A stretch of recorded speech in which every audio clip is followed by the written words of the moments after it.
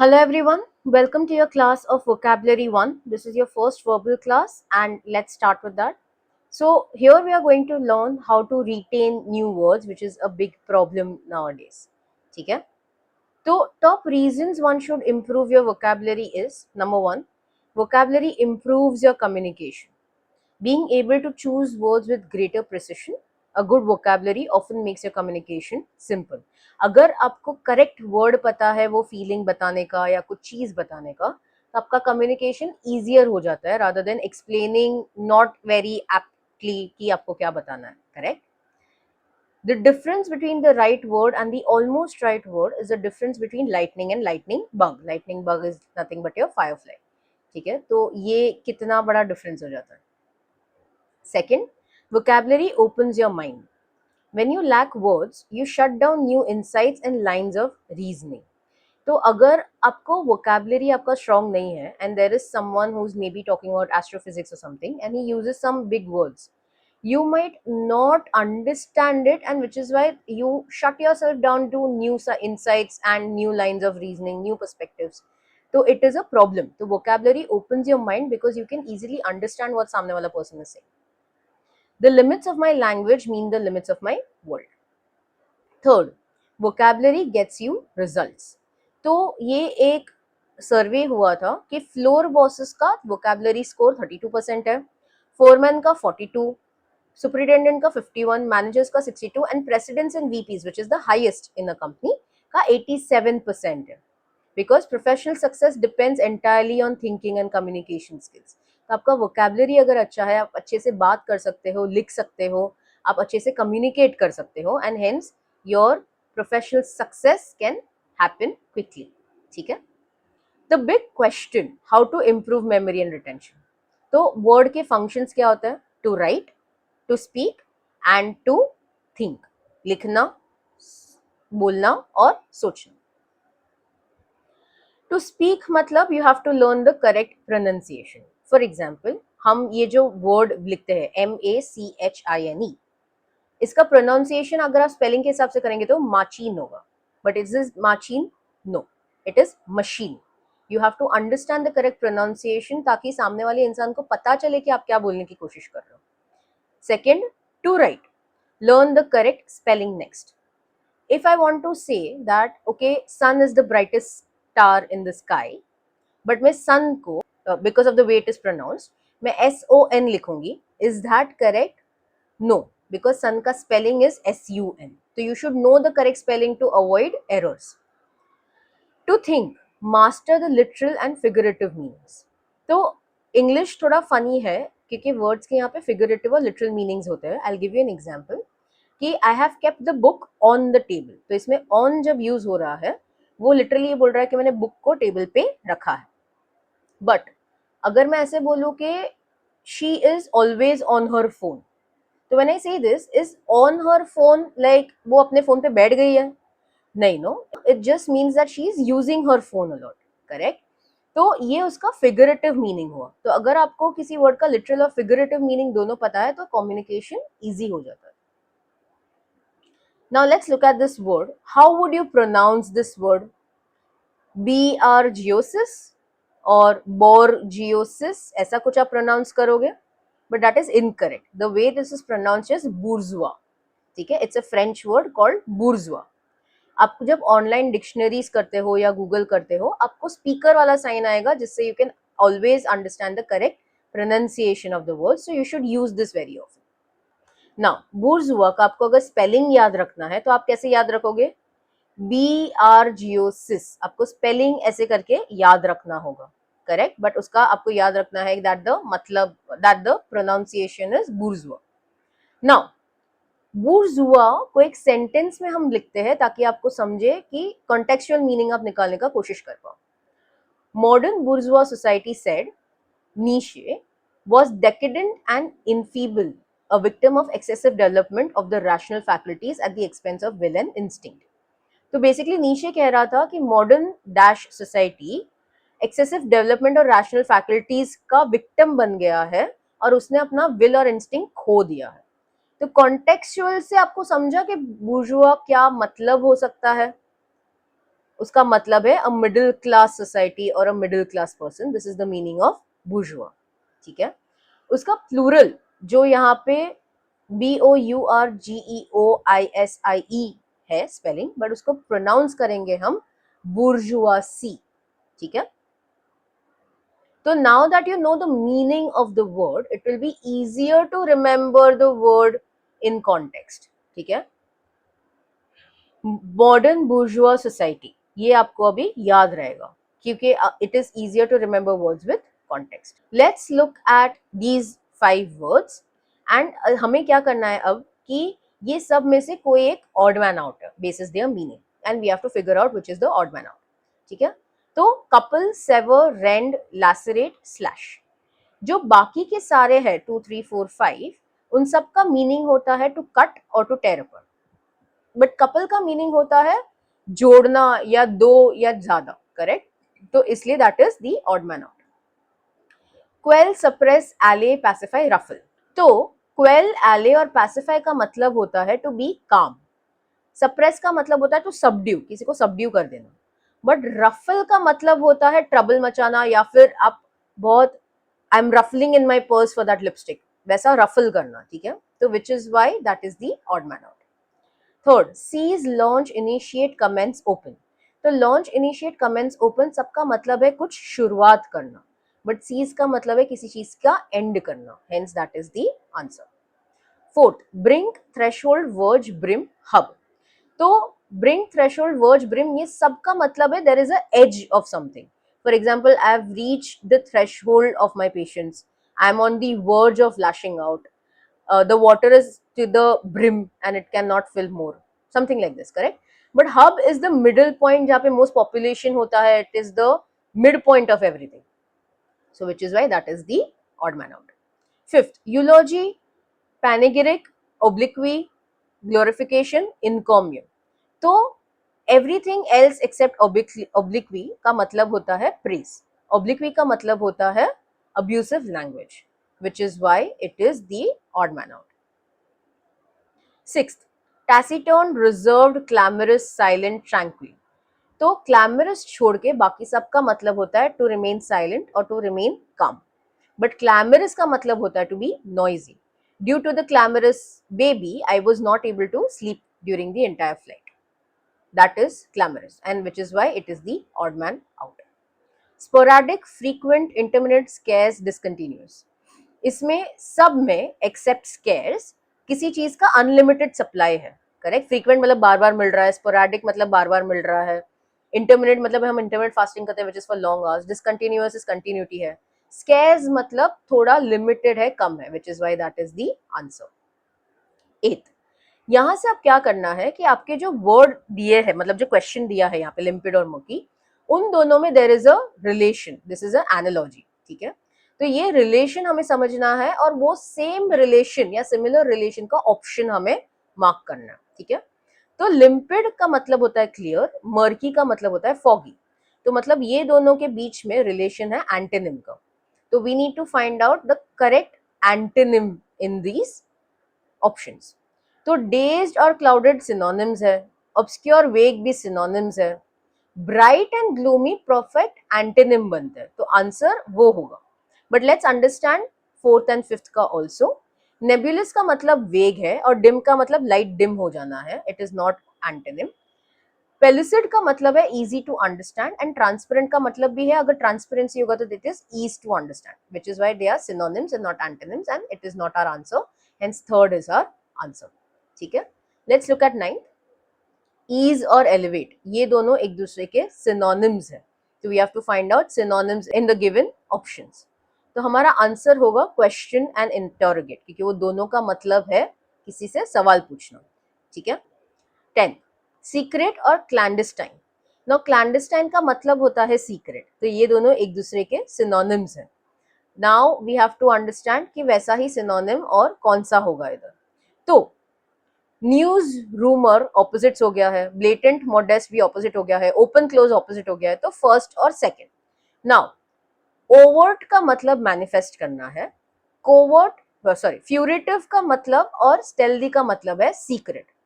But covert का मतलब भी सीक्रेट होता है. If you see a lot of army movies, they are normally in a covert operation. Covert word वहां पे यूज होता है, which means a secret operation. So hence covert and stealthy, because they are synonyms, that is the answer. 11th, drama audience. तो इसमें relation क्या बनता है कि ऑडियंस ड्रामा देखने जाता है. Correct. So in the given options, game and spectators makes more sense, क्योंकि स्पेक्टेटर्स गेम देखने जाते हैं. Let's see the other options. Brawl and vagabonds. Vagabonds are your hippies. Correct. But क्या ब्रॉल सिर्फ hippies करते हैं, सिविलाइज लोग नहीं करते हैं? ऐसा नहीं है ना. तो that is not the correct answer. Art and critics. Critics art को जज करता है, उसको देखने नहीं जाता है, hence not correct. Movie actors. Actors movie में काम करते हैं, उसको देखने नहीं जाते हैं, तो that is not correct. Bard poetry. Bard poetry लिखता है, उसको सुनने या पढ़ने नहीं जाता है, तो again that is not correct. Hence your answer is second. 12th का building and story. What is the relation here कि स्टोरी स्टोरी स्टोरी मतलब फ्लोर फ्लोर फ्लोर से बिल्डिंग बनता है. Correct. And also remember the sequence. पहले जो बनी हुई चीज है वो है, एंड देन उसका पार्ट है. So you have to find similar thing in the options below. Streams and river. River से stream बनता है क्या? नहीं, not an answer. Adjective and sentence. क्या sentence में सिर्फ adjectives होते हैं? नहीं, तो not an answer. Similarly, tree और stem. क्या tree में सिर्फ stems होते हैं? नहीं, not an answer. Elephant और tusk. क्या elephant में सिर्फ tusk होता है? Trunk वांक ये सभी होता है. Correct? So not an answer. Book and chapter. Chapter से book बनता है, which is why book and chapter is the correct answer here. 13. यहां से हमें ऑपोजिट करना है. जो भी रिलेशन दिया है इन द गिवन क्वेश्चन, उसका ऑपोजिट रिलेशन हमें मार्क करना है. ठीक है. तो जर्मेन एंड पर्टिनेंट, इन दोनों का मतलब क्या होता है? इन दोनों का मतलब होता है अप्रोप्रिएट. ठीक है. तो ये सिनोनिम्स है. तो फर्स्ट वाला भी सिनोनिम है, बट हमें इस बार उल्टा करना है, तो फर्स्ट नहीं आएगा. सेकंड, क्विक एंड अर्जेंट भी सिनोनिम है. डल एंड स्लगिश भी सिनोनिम है. एक्साइटेड एंड सरीन, सरीन का मतलब काम होता है, तो ये एंटोनिम्स है, which can be our answer. फास्ट एंड बर्लेस्क, ये दोनों का मतलब क्या होता है? फास्ट इज जोक और mockery, and burlesque is parody करना या स्पूफ करना. तो ये दोनों एक हिसाब से आप किसी की मॉकरी कर रहे हो, तो ये दोनों भी सिनोनिम्स हुए. तो एंटोनिम सिर्फ हुआ है इधर एक्साइटेड और serene, hence that is your correct answer. 14, sail और शिप. तो इसमें रिलेशन क्या है कि शिप की मूवमेंट के लिए सेल इंपॉर्टेंट है. ठीक है. सेल क्या होता है? अब शिप के ऊपर वो कपड़े देखते हैं ना, triangular shape, that is called sail. ठीक है. तो now let's look at the options and see कि किसमें मूवमेंट में इंपॉर्टेंट नहीं होता है. प्रोपेलर और प्लेन. करेक्ट. मूवमेंट में मतलब प्रोपेलर प्लेन को डायरेक्शंस देता है, हेंस इट्स इंपॉर्टेंट. रडार और सैटेलाइट. क्या रडार सैटेलाइट के मूवमेंट में हेल्प करता है कि it is used to see if there is a satellite around or a spaceship around or something like that? It is not important for the movement, no? Hence that is our answer, but we'll see the others also. Hydrogen and balloon. Hydrogen की वजह से balloon ऊपर ऊपर ऊपर उड़ता रहता है, which is movement. Accelerator and car. Accelerator से car चलती है. Wing and bird. Wing की वजह से bird fly होता है, मतलब उसका movement होता है. Hence our answer is second, radar and satellite. 15. Cosmic and universe. ये बेसिकली एडजेक्टिव जैसा यूज होता है, और ये दोनों एक दूसरे के सिमिलर वर्ड्स है, तो हमें उल्टा ढूंढना है. टेरेस्ट्रियल और earth. Earth is a terrestrial planet, हम ऐसा बोलते हैं, which is why they are also in the same analogy as the question. Lunar moon, it's the lunar eclipse हम बोलते हैं, which is related to moon, तो same thing. Connubial और youth. Connubial is someone who is married. Now, normally, married people are not young teenager people, correct? Which is why ये उल्टा है, तो ये आंसर हो सकता है. But let's see fourth and fifth also. Annular and ring, ये दोनों एक circular format की बात करते हैं, तो it is also the same. Child and juvenile. Juvenile is child or childish behavior, तो it is again the same. So our answer is connubial and youth, क्योंकि वो उल्टा है. ठीक है. 16th, canine and dog. तो स्पीसीज ऑफ डॉग को canine species बोलते हैं. करेक्ट. तो now we have to figure out कहाँ पे जो स्पीसीज का नाम है वो उसके एनिमल का नाम नहीं है. ठीक है. Feline is cat. Correct. Aquiline parrot, ये गलत है. एक्विलाइन ईगल्स का होता है, तो second is the answer, but will see the others also. Serpentine cobra. Correct. So cobra या स्नेक्स के फैमिली को सर्पेंटाइन बोलते हैं. Vulpine fox. Correct. Equine horses. तो यहाँ पे आपको ये सारी चीजें याद रखनी चाहिए, आपको आइडिया होना चाहिए कि क्या करेक्ट है क्या नहीं। तो इस हिसाब से आप आपके आंसर सॉल्व कर सकते हैं, और इसका आंसर है सेकंड, बिकॉज वो ईगल होना चाहिए था। 17 जेनोफोबिया, फॉरेनर्स। जेनोफोबिया बेसिकली मतलब है फॉरेनर्स की फियर, ठीक है। तो बेसिकली द फियर एंड किस चीज का fear, this is the relation. तो first one, triskaidekaphobia is the fear of number 13. Anglophobia is the fear of Englishmen. Bibliophobia is the fear of book. Hemophobia is the fear of blood. But claustrophobia is not the fear of height. It is the fear of closed spaces, which is why that is the answer, क्योंकि हमें उल्टा ढूंढना है।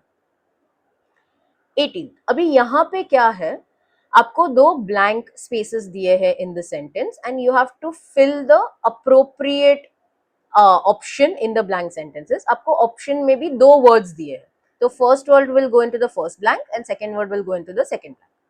Let's read the sentence. Football evokes a dash response in India compared to cricket that almost dashed the nation. तो sentence से हमें समझ में आ रहा है कि फुटबॉल जो रिस्पॉन्स इवोक करता है वो कुछ कम है एंड क्रिकेट कुछ ज्यादा इवोक करता है, करेक्ट। दूसरा, बिकॉज ऑलमोस्ट डैश है इन द सेकेंड ब्लैंक और ऑलमोस्ट है पहले, तो जो डैश होगा वो थोड़ा कुछ इंटेंस होना चाहिए, ठीक है। तो let's understand the options. Tepid and boiling, हम किसी रिस्पॉन्स को टेपिड और बॉइलिंग नहीं बोलते, hence that is not correct. Turbid and fascinating, no response can be fascinating, तो it is not correct. Apocryphal and genuinely fascinates, again genuinely fascinates, not correct English. Enthusiastic and deters and enthusiastic also does not fit the sentence, correct, which is why our answer is lukewarm and electrifies, because ये दोनों temperature का ही comparison है and almost electrifies is a very intense reaction, तो almost उसको थोड़ा subdue कर रहा है, ठीक है, hence the answer is lukewarm and electrifies. 19, social studies, science, matters of health and safety, the very atmosphere of classroom, these areas are few of the dash for the dash of proper emotional reactions. इसमें classroom के बाद these areas दिया है, तो you know कि the first blank has to be something related to areas, ठीक है। By understanding this, you will understand कि 1, 3 और 5 does not fit, क्योंकि उनका जो first blank है वो कोई एरिया नहीं है, हम सेकेंड और फोर्थ पे आएंगे, ठीक है। नाउ अगर कोई इमोशनल रिएक्शन आने वाला है तो क्या फर्टाइल एरियाज मेक सेंस? नहीं, fertile areas is for vegetation, correct.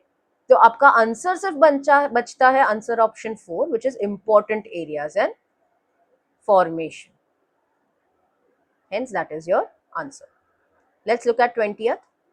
When children become more experienced with words as visual symbols, they find that they can gain meaning without making dash sounds. इस sentence का पहले मतलब समझते हैं कि जब बच्चों को समझ में आ जाता है कि eating is this या drinking is this, तो वो लोग आपके साथ फिर भी कम्युनिकेट कर सकते हैं without making a sound, correct. तो फॉर एग्जाम्पल अगर उनको बोलना है कि मुझे भूख लगी है, instead of saying I am hungry, they can do और they can touch their stomach, correct. Now let's understand the options. Oral, oral का मतलब है सेंस ऑफ हियरिंग, कि मेरे पास वो सेंस है कि नहीं है of hearing. Audible is capable of being heard, is the voice audible और not, is it loud enough और नॉट. वोकल इज बोलना. इंटेलिजिबल मतलब समझना, क्या वो जो भी बोल रहा है वो जिबरिश नहीं और वो समझ पा रहे हैं. And acoustic is the science of sound. तो according to the options the answer is audible sounds, कि विजुअल सिंबल्स ही सिर्फ बता के हम मीनिंग गेन कर सकते हैं विदाउट सेइंग, या ऑडिबल साउंड बनाना कि मुझे भूख लगी. 21st देखते हैं. Learning is more efficient when it is dash, it is less efficient when it is dash. तो यू नो कि इसमें opposite words यूज होने वाले in the first or the second one, correct. तो let's understand the options and basis that we'll understand the question. तो learning is more efficient when it is fast. नहीं, learning is cannot be efficient when it is fast. fast होगा तो वो बहुत भगा रहा है, आपको समझ में जरूरी आ रहा है कि नहीं आ रहा है, ये करेक्ट नहीं है. अगेन रैपिड का सेम चीज है, तो 1 and 2 गया. टीडियस, टीडियस इज टायरसम, तो अगर आप बहुत टायर्ड हो गए कि तो क्या लर्निंग एफिशिएंट होगा? नहीं ना, तो थर्ड भी गया। Fun, learning is more efficient when it's fun, fun makes more sense because अगर आपको मजा आ रहा है तो आपका लर्निंग इजीली हो रहा है, and it is less efficient when it is drudgery, drudgery का मतलब है व्हेन इट इज डल या boring, correct.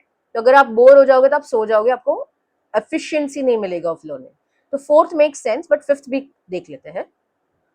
Learning is more efficient when it is accomplished, अगर वो अकम्प्लिश ही हो गया है तो वो लर्निंग क्यों कर रहा है, करेक्ट। सो इसीलिए हम फोर्थ को मार्क करेंगे because that is the correct answer. Let's look at the 22nd one.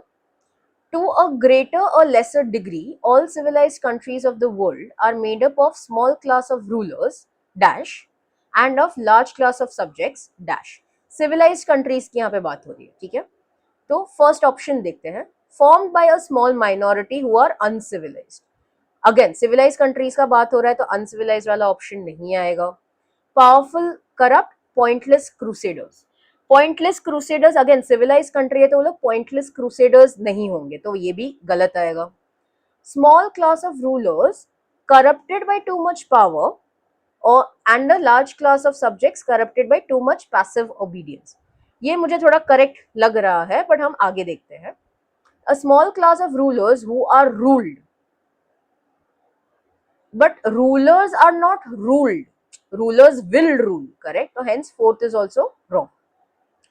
Fifth, who are undemocratic and who are democratic, again democracy का यहाँ पे कोई बात ही नहीं हो रही है तो ये भी आंसर नहीं हो सकता है। Hence our answer is corrupted by too much power and corrupted by too much passive obedience, मतलब स्मॉल क्लास ऑफ रूलर्स को बहुत सारा पावर मिल जाता है तो उनको कभी कोई समझ में नहीं आता है कि कैसे कहा यूज करना है, या उनको अपने पावर का अंदाजा नहीं होता है, और इतने सारा पावर देख के जो लार्ज क्लास ऑफ सब्जेक्ट्स है वो लोग हमेशा हाँ हाँ हाँ हाँ कर देते हैं, पैसिवली ओबीडियंस दिखाते हैं रादर देन रिवोल्टिंग बैक, ठीक है। ये सारे सिविलाइज कंट्रीज में हो रहा है। Let's look at 23rd. Simple arithmetic tells us that there is more dash than dash.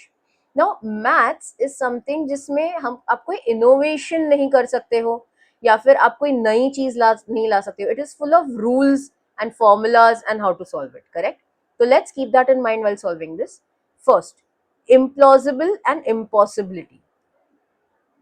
Implausible नहीं होता है maths. Maths is a very plausible thing. Hence one is not correct.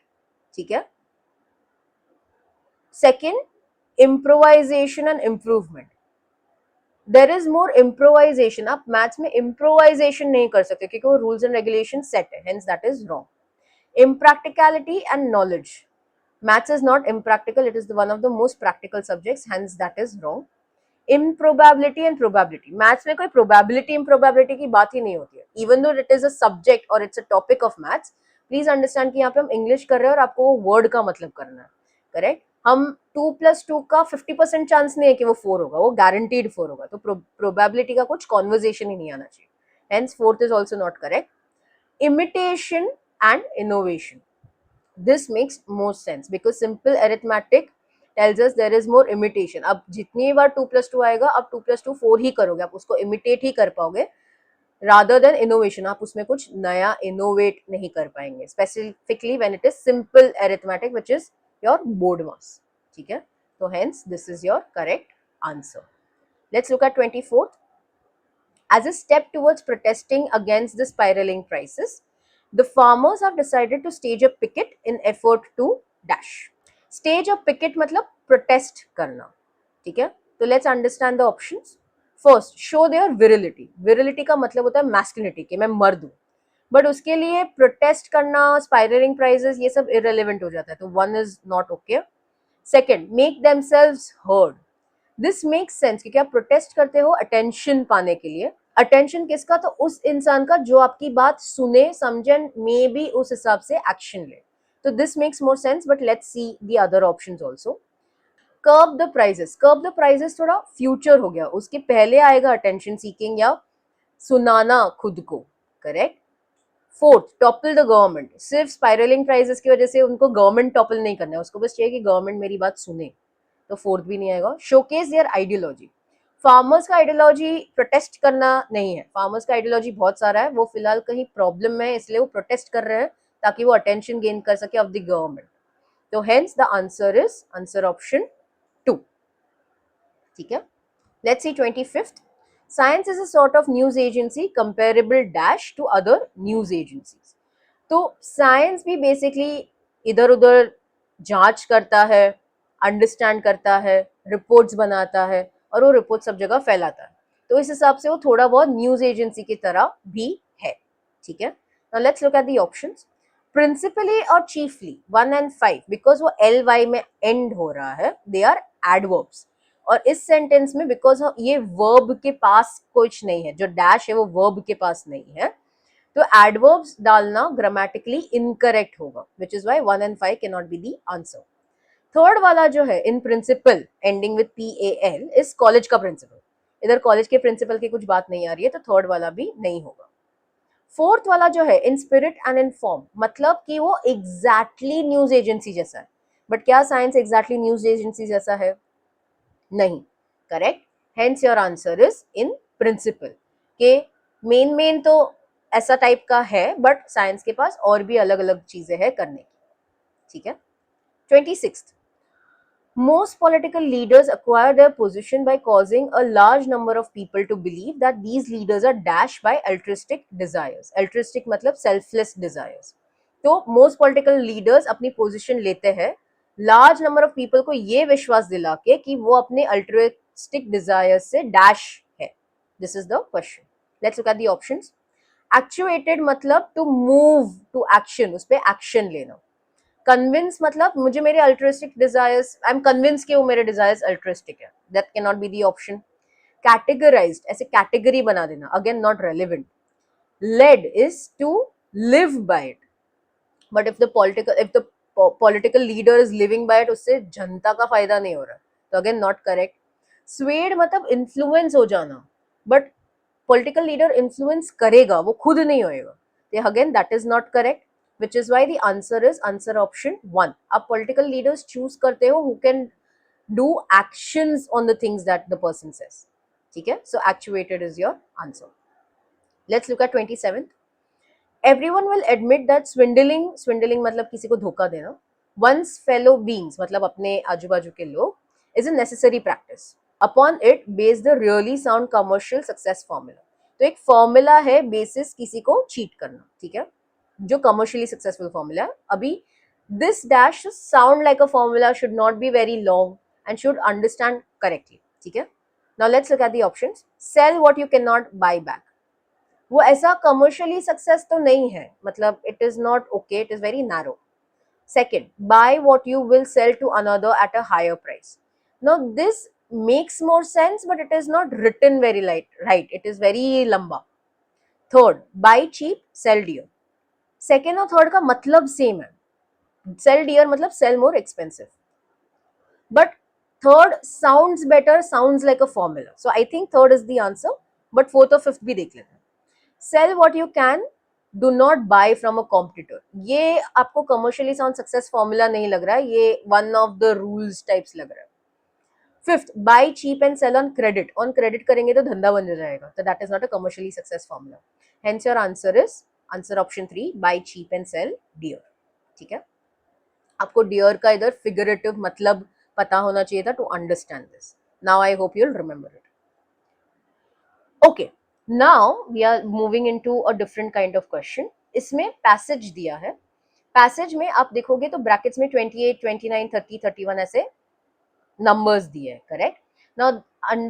Now assume these numbers as blanks, and ये जो blanks है उसमें अपने पास 28, 29, 30, 31 जो नीचे ऑप्शंस दिए हैं उसमें से एक वर्ड उधर फिट करना. ठीक है. I hope you understand how to read this question. Now whenever you have any passage or paragraph like questions, it should be पूरा now whenever you have paragraph या passage like questions, उसको हमेशा पहले एक पूरा रीड कर लो एक बार, ताकि आपको पूरा कॉन्टेक्स्ट समझ जाए about the passage, and then धीरे धीरे एक एक आपका ब्लैंक फिल करते जाओ, बिकॉज आपके पास कॉन्टेक्स्ट होगा. ठीक है. तो let's read the passage. At that time, the White House was as serene as a resort hotel out of season. Serene matlab calm. The corridors were dash. In various offices, dash grey men in waistcoats talked to one another in low pitched voices. तो अभी तक समझ में आ रहा है कि कुछ बहुत शांति चल रही है, ठीक है. The only color or color, curiously enough, was provided by President Eisenhower himself. तो only color, तो ये थोड़ा कुछ अलग हो गया, कुछ उल्टा हो गया. शांति नहीं, उसमें कुछ कलर आ गया. Apparently, his dash was easily set off. He scowled when he dashed the corridors. ठीक है. Now let's try to fill the blanks. तो अगर White House was serene या calm as a resort, तो 28 में स्ट्राइकिंग का हमें कुछ पता नहीं है. हॉलो मतलब कॉरिडोर्स हॉलो होना मतलब दीवार हॉलो होना, this is not correct. Empty के बारे में बात हो सकती है बिकॉज इट इज काम लाइक अ रिजॉर्ट होटल, ठीक है. वाइट, ऐसा नहीं है कि व्हाइट हाउस है तो कॉरिडोर्स वर वाइट, ऐसा जरूरी नहीं है. But that is not the answer. That is not what they are trying to say from the first sentence. आपको रिलेशन ढूंढना पड़ेगा. बेटी का कुछ मतलब नहीं बनता है, hence the answer is empty. In various offices, dash grey men. Let's look at the options. Quiet makes sense क्योंकि सब कुछ खाली है तो वो लोग quiet है. But let's look at the other options. Faded grey men. Faded grey men does not make sense. Loud तो नहीं होगा. Stentorian, जिसका मतलब भी loud होता है, वो भी नहीं होगा because अगर सब कुछ शांत है तो वो लोग loud नहीं होंगे और low pitch voice में बात नहीं करेंगे. Somber मतलब dull और sad. हमें कुछ ऐसा बताया नहीं गया है कि वो sad है. Hence your answer is answer option 1, which is quiet. The only color or color, curiously enough, was provided by President Eisenhower himself. Apparently, his dash was easily set off.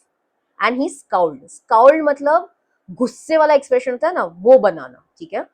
तो इससे हमें समझ में आएगा कि 30th कुछ गुस्सा रिलेटेड है. एंड इजीली सेट ऑफ, तो normally temper is easily set off, anger is easily set off. तो hence your answer will be 4, temper. And he scowled when he dashed the corridors. Now pulverize मतलब demolish करना. क्या president Eisenhower corridors को demolish कर रहे थे? नहीं. Stroll मतलब आराम आराम से चढ़ना. I was strolling at the beach in the morning. But it is not fitting the mood here. Hence strolled नहीं आएगा. Stormed मतलब एकदम ऐसा गुस्से में एकदम पागलों जैसा एकदम भागना, स्टॉर्म करना. बट ऐसा भी नहीं है क्योंकि सब शांत था एंड उनको बस बहुत गुस्सा आया था. प्राउड मतलब इन सर्च ऑफ समथिंग, वो कुछ ढूंढ रहे थे. बट इधर ऐसा कुछ दिया नहीं है कि वहां पे वो ढूंढ रहे थे. पेस मतलब इधर इधर चलना, ठीक है.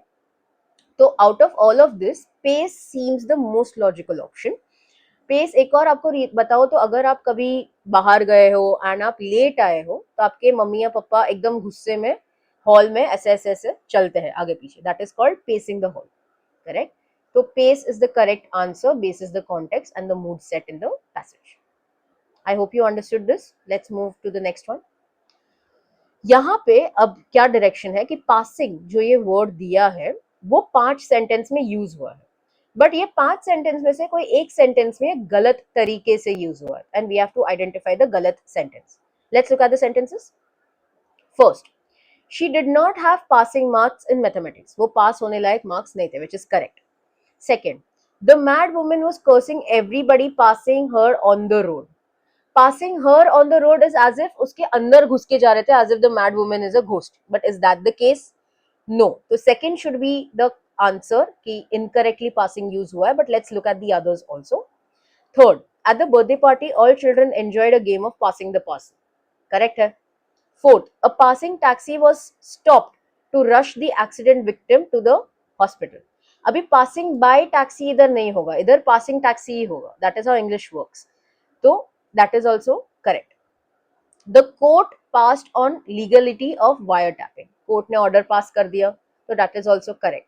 Hence your answer is answer option 2. Let's look at the third one. Bolt. Bolt के मल्टीपल मतलब होते हैं. एक होता है बहुत जोर से भागना, एक होता है गेट को बहुत अच्छे से लॉक कर देना, बोल्ट कर देना. एक होता है अगर आप कभी क्लोथिंग कलर के मैचिंग सेंटर में जाओगे तो उनके पास पता है ऐसे रोल्स होते हैं कपड़े. That is also called a bolt.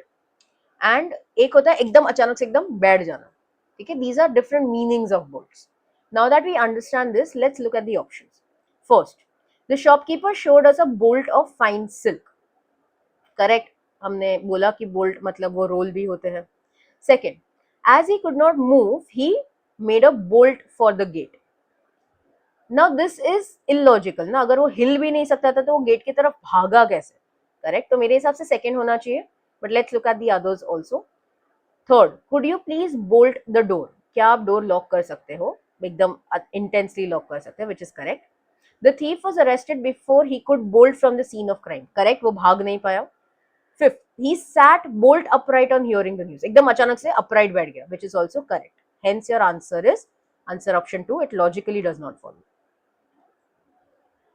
Now the direction of these questions are, आपको एक वर्ड दिया है मेजर, ठीक है.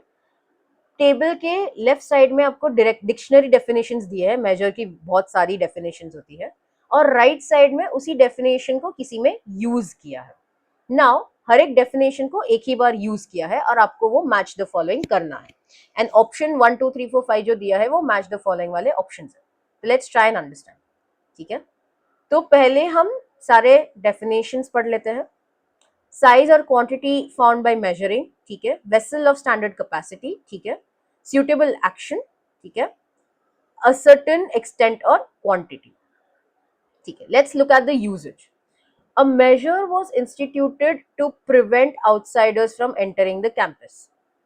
तो इसमें if you see the dictionary definitions, C वाला suits the most कि a measure was instituted to prevent outsiders from entering the campus. suitable action लिया गया था. correct, तो C and E becomes a pair. Now, if you see C and E becoming a pair, तो आपका option 2 और 5 निकल जाता है. आपका सिर्फ ऑप्शन 1 4 और 3 बचता है. Correct. Let's look at the second one. Sheela was asked to measure each item that was delivered. मतलब एक एक आइटम को उसको गिनना था, which is quantity related, which is D. तो डी और एफ भी एक पेयर बन जाता है. Correct. Now D and F pair सिर्फ आपको थर्ड में मिलेगा. तो बेसिस दिस अपना आंसर ऑप्शन तो थर्ड होना चाहिए, but let's look at the remaining ones also. G, the measure of the cricket pitch was 22 yards. इसमें जी का आ रहा है ए के साथ, साइज और क्वांटिटी. तो करेक्ट, पिच का साइज है 22 yards, so this is also correct. Fourth, Ramesh used a measure to take out 1 litre of the oil. अभी बचा है सिर्फ B, which is also given here. तो वेसल ऑफ स्टैंडर्ड कैपेसिटी, उसने एक स्टैंडर्ड कैपेसिटी का वेसल यूज किया ताकि वो 1 लीटर ऑफ ऑयल निकाल सके. तो hence your option is third with the match the following. Let's look at the 35th question in a similar fashion. Bound is the word, उसका dictionary definition obligated and constraint. Let's look at usages वाले sentence and देखते हैं कि obligated और constraint कहाँ पे fit हो सकता है. तो Dinesh felt bound to walk out when the discussion turned into kickbacks. तो इसमें बाउंड मतलब फेल्ट ऑब्लिगेटेड, उसको बाहर जाना पड़ा, उसको लगा कि मुझे बाहर जाना चाहिए, ऑब्लिगेटेड लगा. तो I think A and E ही फिट होता है, बट आप बाकी के सेंटेंसेस भी देख लो. Buffeted by contradictory forces he was bound to lose his mind. इसमें जिस हिसाब से बाउंड यूज हुआ है कॉन्टेक्चुअली, इट मीन्स के ये तो होना ही था कि वो अपना माइंड लूज करने ही वाला था. करेक्ट. तो ये ए तो नहीं आएगा. Vidya story strains the bounds of credibility. Bounds इसमें आ जाता है लिमिट्स जैसा कुछ. ठीक है, तो अगेन ए नहीं आएगा. Bound for a career in law, Jyoti was reluctant to study in Milton. Bound for a career मतलब वो लॉ के डायरेक्शन में ही जा रही थी, तो अगेन ऑब्लिगेटेड नहीं आएगा. तो obligated A should be matched with E. Now if you look at the answer option, सिर्फ 2 और 5 है जो ए और ई आ रहा है, तो बाकी 1 4 और 3 कैंसिल आउट हो गया. ठीक है. Now let's look at the second one. Limiting value, हमने देखा कि G Vidya story strains the bounds of credibility, ये इसमें लिमिटिंग वैल्यू आएगा, तो बी और G becomes a match. Now when you look at 2 and 5, only option 5 gives you B and G as a match along with A and E as a match, which is why the correct option is option number 5. But let's confirm C and D also. Moved in specific direction, so bound for a career in law, Jyoti was reluctant to study in Milton. C and H also goes. Now D, destined or certain to be. तो बचा हुआ जो है F, and according to the option also F, buffeted by contradictory forces, he was destined to lose his mind. हमने बोला था कि वो lose mind करने ही वाला था, वो destined है. Hence your answer is fifth. Now direction of the question changes again here. जो आपका bold में word है उसको हमने यूज किया है इन दिस सेंटेंस एंड आपको context sentence of context of the sentence के हिसाब से वो वर्ड का मतलब जानना है. ये जो 1 2 3 4 5 है ये सारे वर्ड के करेक्ट डिक्शनरी डेफिनेशंस है, बस इस सेंटेंस में कॉन्टेक्चुअली कौन सा यूज हो रहा है ये हमें जानना है. ठीक है. The word is potent and the sentence is it appears to many that the US war on terrorism portends trouble in the Gulf. ठीक है. तो यूएस का वॉर ऑन टेररिज्म इंट्रोड्यूसेस का ट्रबल इन द गल्फ नहीं होगा, क्योंकि वो gulf में कुछ इंट्रोड्यूस नहीं कर रहा है, वो गल्फ के साथ कुछ नहीं कर रहा है, वो बस खुद में वॉर ऑन टेररिज्म कर रहा है. करेक्ट. तो introduces does not make sense. Evokes कि वो इंस्पायर कर रहा है. अगेन यूएस गल्फ को कुछ कर ही नहीं रहा है तो इंस्पायर भी कैसे करेगा, तो नहीं होगा. Spells is again the same thing, नहीं होगा. नाउ बोर्ड्स एंड प्रीसेजेस, ये दोनों का मतलब वार्निंग होता है, बट बोर्ड्स मतलब कुछ फ्यूचर इवेंट का बात है और प्रीसेज मतलब इमीडिएट फ्यूचर कुछ होने वाला है. And presage is normally a bad thing that happens. But because अगर वॉर ऑन टेररिज्म और एक कंट्री का बात हो रहा है तो क्या वो इमीडिएट इवेंट है, नहीं, वो थोड़ा फ्यूचर कॉन्टेक्स्ट में थोड़े टाइम बाद होगा. Hence your answer is boards. ठीक है. Let's look eight 37. Opprobrium is the word and the sentence is the police officer appears oblivious to the opprobrium generated by his blatantly partisan conduct. Opprobrium का मतलब होता है dishonor. ठीक है. तो let's look at the options. Harsh criticism. Obviously अगर कोई police officer बहुत blatantly बात करेगा या blatantly behave करेगा तो सब उसको criticize करने लगेंगे. I think harsh criticism is the correct answer, but let's look at the other options also. Acute distress, ये थोड़ा इंटेंस फीलिंग हो गया. अगर एक बार किसी पुलिस ऑफिसर ने गलत बिहेव किया आप सीधा डिस्ट्रस नहीं करने लगोगे उसको, तो बहुत इंटेंस हो गया. Hence that is not the correct answer. Bitter enmity again very intense, not the correct answer. Stark oppressiveness again very intense, not the correct answer. Vituperation is also showing bitterness or aggression. Again very intense. आपका first emotion ये सब नहीं होगा, आपका first emotion होगा कि यार कितना गंदा बात कर रहा है, कितनी किसे बात कर रहा है, क्या कर रहा है वो. It is harsh criticism. Hence your answer is 1, which is harsh criticism. That's all for today, guys. Thank you guys for attending this session. If you have any doubts in any of the questions we've solved, let us know and we are there to help you. Thank you so much.